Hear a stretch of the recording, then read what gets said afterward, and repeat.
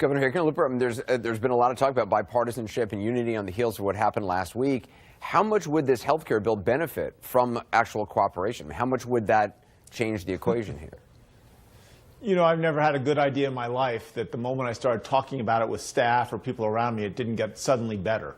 And to think that, you know, a small number of one party are going to come up with the right solutions is kind of crazy. And Governor Kasich was talking to me a couple weeks ago, and we kind of joked about if you went through the whole list of issues, there's probably only, 5% that we really disagree on. We could find compromises on almost everything.